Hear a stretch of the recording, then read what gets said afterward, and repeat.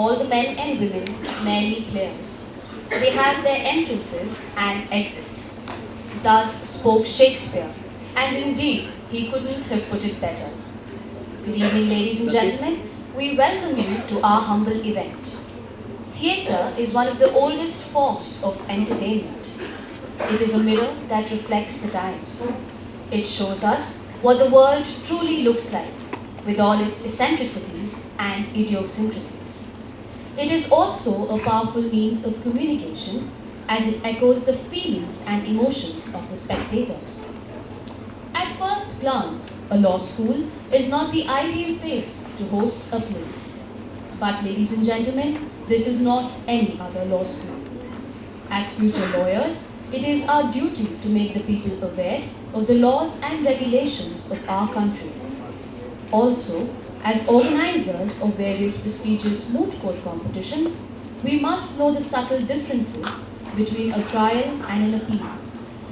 This play is a humble effort on our part to bring forth the quest for justice, a phenomena which is dear to the hearts of all those who respect liberty.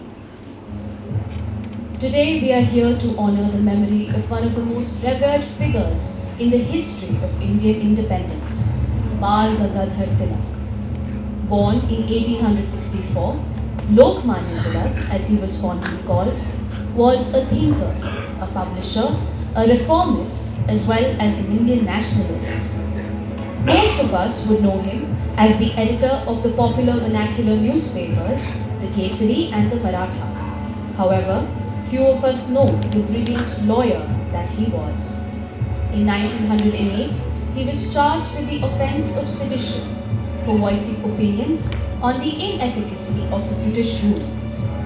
Facing a biased jury, an unheeding judge, and a fierce opposition, Lokmanya Tilak knew his fate was inevitable.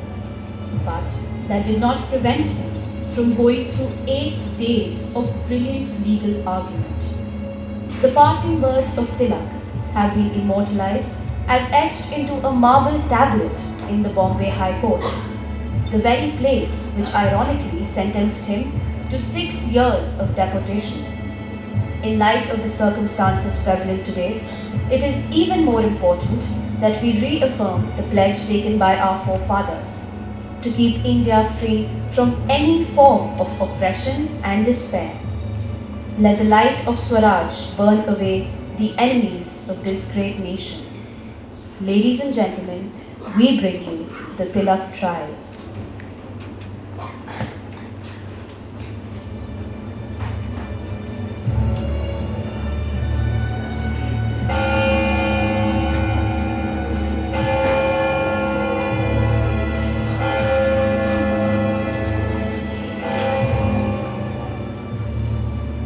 All rise!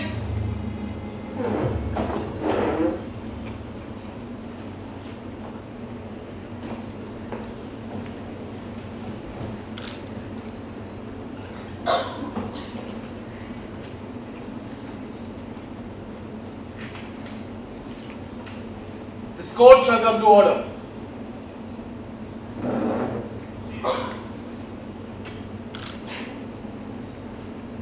The proceedings of the court shall commence.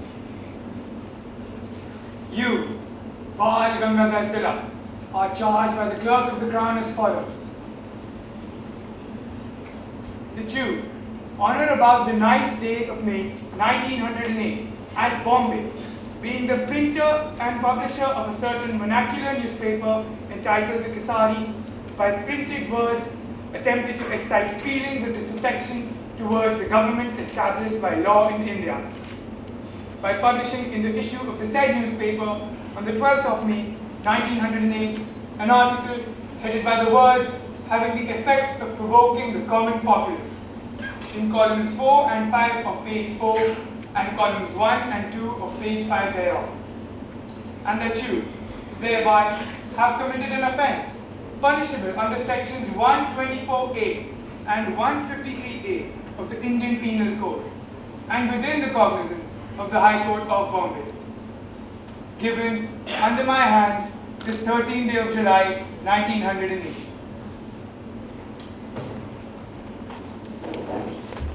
My lord, before deciding this charge, the Honourable Court has two additional issues to decide upon.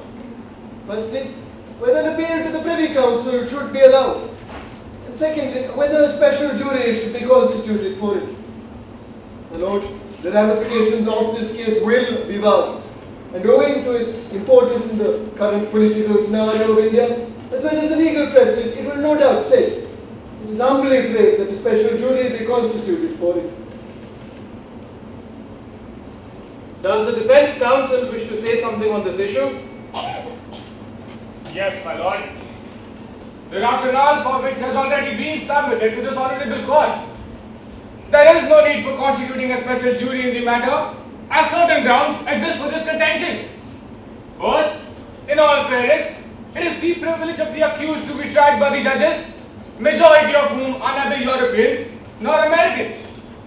My lords Mansfield and Fitzgerald have held that this privilege is of supreme importance to the accused, as there could be a great bias if he were to be tried under the thumb of a foreign jury. Also, it would affect his right to a fair trial granted to him under the criminal laws.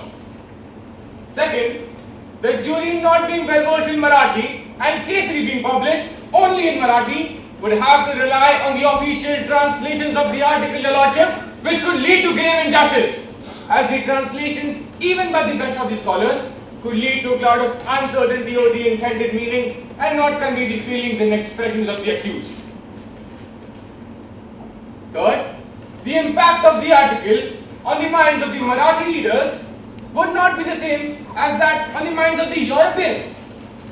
In this case, for example, a foreign jury would have to determine the effect of these articles on the readers of the Kesari in exciting disaffection against the government in power. Your lordship, jurists fluent in Marathi would be far better adjudicators of this. Finally, Mr. Tilak over here is charged under section 153A, where he is accused of exciting the feelings of Indians against the government in power. Your lordship, it would be the very same people in power, his accusers, who could be trying him for the alleged offense. Now, does that not violate one of the basic canons of natural justice, that a person cannot be a judge in his own case? Your lordship, that is the defense's contention.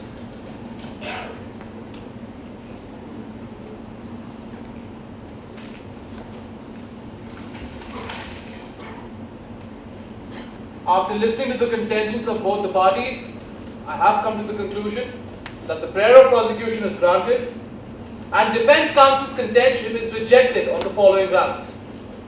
Firstly, under section 276 of the CRPC, a special jury is necessarily summoned in all cases punishable by death. Further, it has been the practice of this court to empanel a special jury in cases requiring a more complex understanding of socio-legal issues.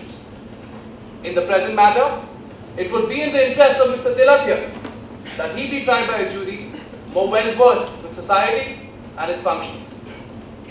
Secondly, it does not make any difference as to who makes the translation, so as long as they are competent enough to be presented in this court. The prosecution shall now continue with its preliminary arguments. Your Lordship, we find ourselves in a unique position today, one that will set a benchmark in the history of justice. We are here today to try this man, a man of great standing amongst the common populace. He has the power to stir the minds and hearts of his followers and lead them in any direction he sees fit. One would think that a man of such intelligence and stature would understand the responsibilities that came with such influence. But alas, gentlemen, this is not the case. Through his words and actions, Mr. Tilak has not only attempted to condone the heinous crime of the brutal murder of innocent civilians, it has gone a step further and justified the act as a natural consequence of the misgovernment of the British Crown. Mr. Tilak attempted this folly by publishing articles that were not only defamatory, but may also spur further violence and antagonism towards this government. And this, gentlemen, is simply not pardonable. Let us look back now at the cause, the crux of this whole affair. I take you now to the 30th day of April 1908, to the district of Muzaffarpur, where the reprehensible deed was done. On the 30th of April 1908, two youths, Prafulla Chaki and Khudiram Bose, stationed themselves outside the European Club, waiting for the carriage of Kingsford. The time was around 8:30 at night. As soon as the carriage was sighted, they flew into action.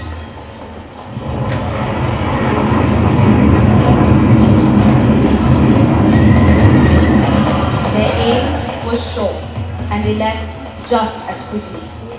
However, their departure did not allow them to hear the cries of the women inside the carriage, the wife and daughter of Mr. Pringle. It was this very incident that Tilak reported in subsequent articles, that although never supported the heinous crimes, yet were critical of the government to have let things reach such a level.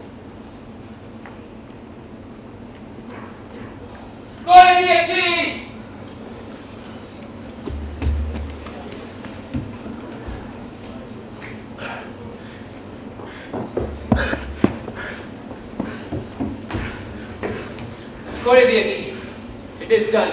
Good! Now let us flee before they catch us. You go that way, I'll go this way.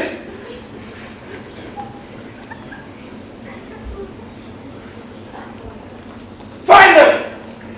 Find the man who did this. Hey, you! There's the man! There's the man who threw the ball! Surround him! We have you now. It will do you no good. I am but an insignificant man. But your Mr. Douglas Kingsford was not. Your chief presidency magistrate is no more. You fool! Mr. Kingsford wasn't in that carriage. The wife and the daughter of the barrister Pringle were. What? You killed women. Innocent women! Women? You can't get away now, you dog. Give up that weapon. We have you surrounded. You're right.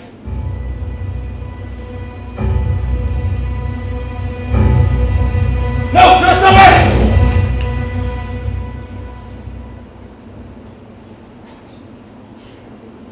A pity.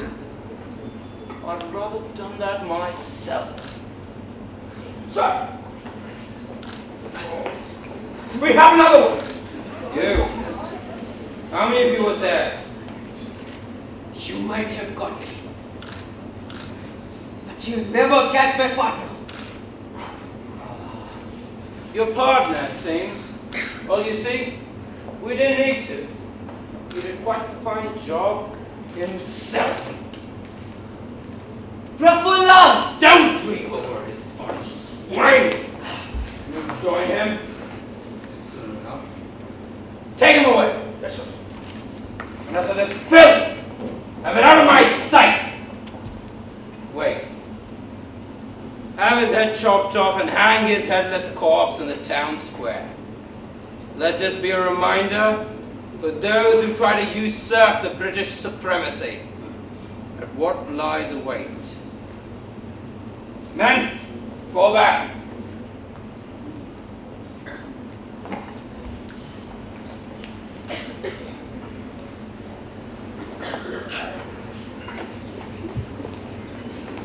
Amidst the growing popularity that the trial garnered, one man